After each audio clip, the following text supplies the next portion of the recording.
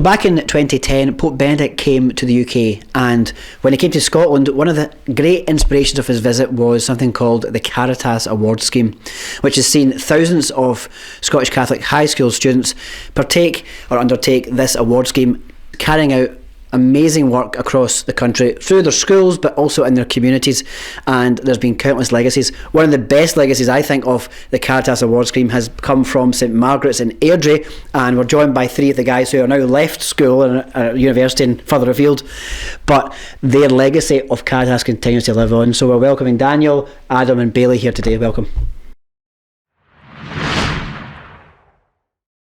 Let's go back to your 6th year in school. You decided to take Caritas on, Adam, and then your friends decided to go a bit further than that with what you did. What happened with that?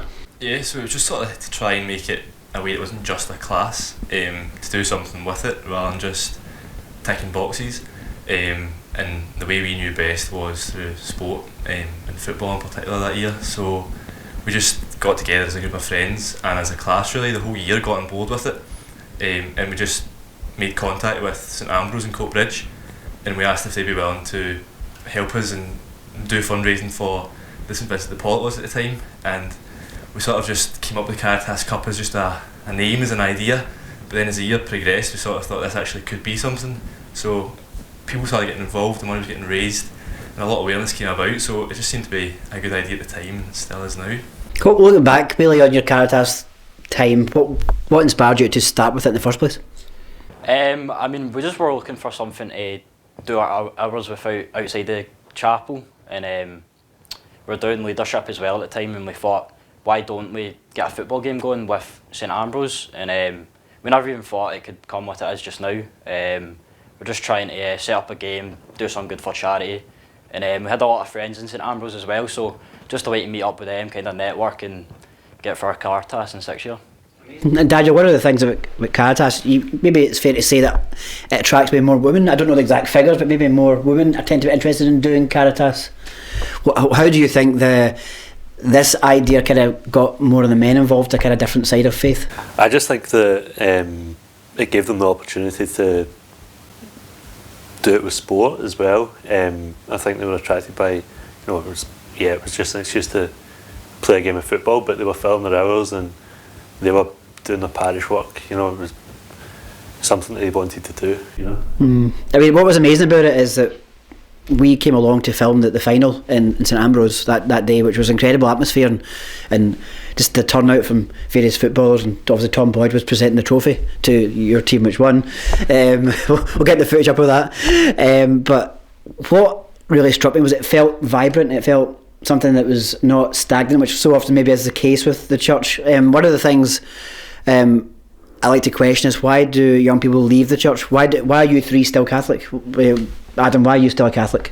I think relating to that, we meet as a Catholic community of young people once a year at school, maybe twice a year at different masses, different events, but this is a sort of way to look forward to seeing other people on the same path as you, doing the exact same thing as you, and knowing that you're not in a minority, you're in a big group. So I think that's what that vibrancy was. It was people coming together, people had something to look forward to, and if you've got that sort of end goal, people will stay in something if they know what they're there for.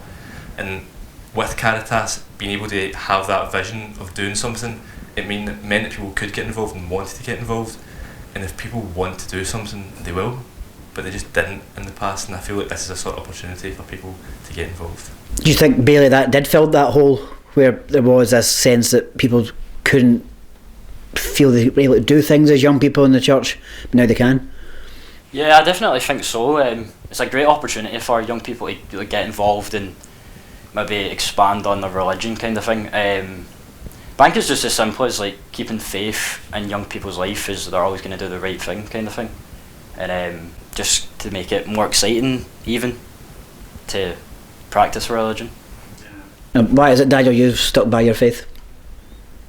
Well, Caritas helped, definitely. I think the pilgrimages that we've been on, Salamanca, World Youth Day, just showed that we're not alone out there. World Youth Day especially was amazing. Millions of people just there for the same reason as you, from all around the world and similar ages as well. Yeah, no, it's commended. It's absolutely incredible, because I think I mean, I'm now 30 odd, so I'm now beyond that stage where there's maybe a danger that will fall away once you've practiced it enough, your faith. But I think when you get to the age where you were, 17, 18, there comes a point where you enter into society. You go from the kind of confines of a Catholic school, which is in a sense protected from the outside elements of attacks against the faith in some sense, and you go into universities and you go into other establishments, you go into work, and you find people who are not Catholic, you find people who are ex-Catholic, you find people who've got gripes with the Catholic Church, and that wears you down. But the very fact that you've got this idea here where there's a support system in place does help, and you've expanded that now. So you've left Caritas. Very often Catholic students do their Caritas, they'll get their medal and that's them, right? But you've continued on to be involved with it. Can you tell us, Adam, what has happened since you've left Caritas with the Caritas Cup? Yeah, as you say, right now it would be so easy just to leave, like it is, but the Caritas initiative sort of keeps you in there, and I think Caritas itself could be so much more. Right now it is so great, but it could be so much more. But the Caritas Cup went from 2 teams playing football to now every high school in the diocese has been involved, running all throughout the year. And we went to the bishop just over a year ago now, 2 years ago, with a plan, just an idea, and he listened to us and he took it on board.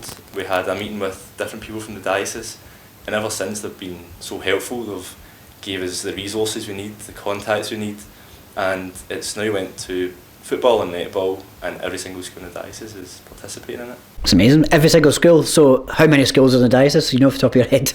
12 high schools. Yeah, 12 take part, don't they? Yeah, 12 high schools. So, and then the other dioceses have also expressed interest in it. So this is also like an opportunity for them to say to us, because we're more than willing to help out and get it rolled across. This is something that every single Catholic student in the country could do if the diocese want to get involved with it. And you mentioned it's football and netball, Bailey. Is there going to be stick with those sports, or going to expand to other ones? I think the plan is to just keep expanding, getting it bigger. But just now it's just the 2 sports. We don't have any plans to do any more sports just now, but I'm sure in the future there will be an opportunity for that. Like the Caritas Olympics sort of thing? I don't know about that. I think that's the beauty of it. It's the fact that there's no limit to where it can go. It's not a sort of initiative that's got a boundary to it. So if different sports would get involved, it's easy enough. If it wanted to go to primary schools, it could also go to that. So it's not got limitations on where it can go, and I think that's what's exciting for us. Yeah, that's incredible. And so obviously to expand these things, there's a lot of logistics and support needed. How are you obviously the diocese help you in some ways, but how are you getting wider support? Are businesses funding you? Are you being donated to? So we've got a couple of friends whose family businesses have donated to that. The diocese, Natalie, and the education department's helping us the whole way through it. But I think it's a really good opportunity for business to get involved, and it's something that we would encourage. It's a thing that a lot of people are going to see, so it would be a good thing to do, and it's a good cause. Skiaf were helping to give villages water this year, and I just think it'd be really helpful on our part if people could help out. How do they donate to you? How would they do that? Just get in touch with yourselves, or? Yeah, just get in touch with one of us, or St Margaret's High School, or the diocese as well. Fantastic. And so is the competition started this year already? Yeah, so the competition's now at quarter-final, semi-final stage. And where does the finals take place? The football's at Hamilton Stadium, and the netball's at Ravenscraig. Right, very good. And so on those dates again, can people just show up? Was there a ticket to the event, or is it schools only? Or so at Hamilton we're looking at a capacity of 1,000, and I think that will mainly sell out to the schools straight away, and parents. So the chance to go to the public this time will probably be limited, but 1,000 people going to a Catholic school event is still a massive amount. It's an amazing thing, it really is. Now, as I say, I've always been greatly inspired by when I first heard of the work you did, just because simply you hear of many great things from Caritas, but not something that's particularly continued on as a legacy from Caritas, and that's incredible. So more power to your elbows for that. Or is it your feet? Maybe we're talking about feet here. Here are your footballers, aren't you? So if you want to help the guys here, definitely get in touch with them. It's a worthwhile cause. It brings together sport, it brings together faith, and it's a wonderful thing that they've got this young people here who are trying to do their best to make faith relevant for young people. So I'd recommend you get in touch with them and support their endeavours. And if you're another diocese in Scotland, support them as well. Get them in touch, because they're going to see hopefully growth across Scotland. This is going to be a big thing. So thanks very much for coming very briefly.